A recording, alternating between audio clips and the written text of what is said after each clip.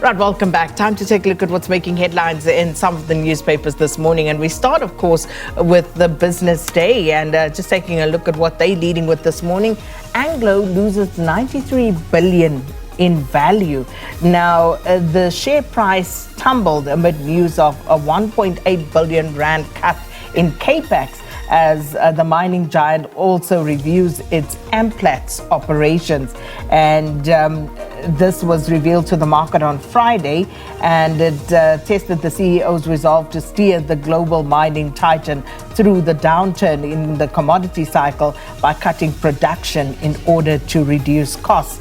And the reduction in capital expenditure of $1.8 billion between now and 2026 to soften the blow of weaker commodity prices is what caused that particular tumble. Also, Cabinet approves a new plan for energy. And this, of course, has not yet been released, but it's the new integrated energy resource plan.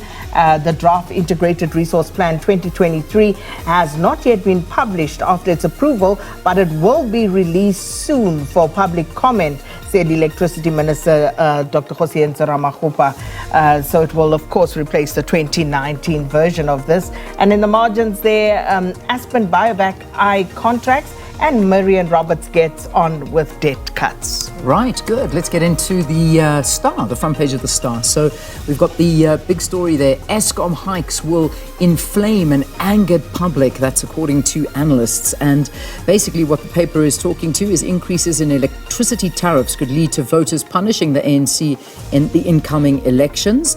And they might seek to punish them as the article goes on. But the final verdict is still out. That's according to political analysts. A recent High Court judgment paved the way for Eskom to increase tariffs by a cumulative 33.8% in the next 2 financial years. So that's their big story. Then the big photograph they've got there is a tapestry of artistic excellence, so they say. Cape Town's Art Festival, fueled by Arriva Arts Foundation, is a dynamic celebration of creativity against the backdrop of Table Mountain. So that's the big photograph that they have got from yesterday during the opening ceremony. It's the Khoi chiefs from the Western Cape at the ceremony.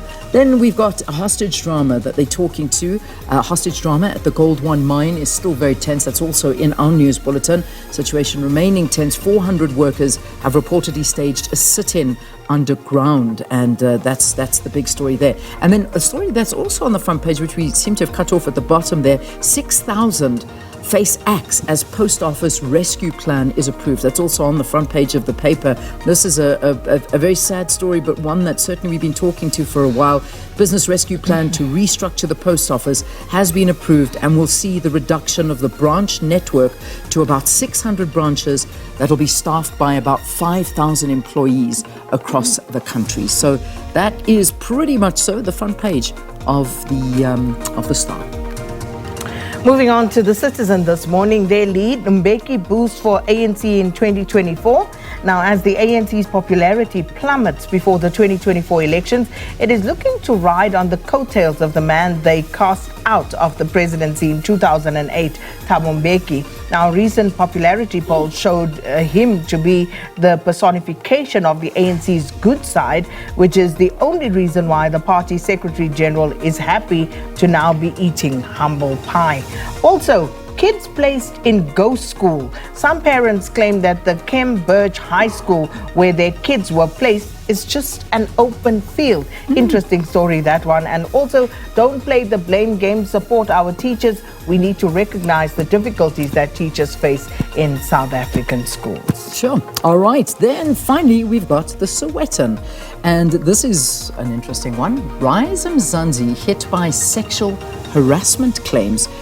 They say that Eastern Cape leader Dr. Vuyani Langa suspended after married woman files a complaint, and the accused says it is a smear campaign by her husband who has parliamentary ambitions. So that's what they are talking to. Then the photograph that they've got on the top there, it's saying former chairperson of First Rand, Roger Jardine, during the launch of his new political formation, Change Starts Now, at his hometown Riverlea, west of Johannesburg yesterday. So that's the photograph there, and the little blurb they've got, new way or Ahang 2.0. That's what the Sowetan are saying. And right at the bottom, there's some other stories as well.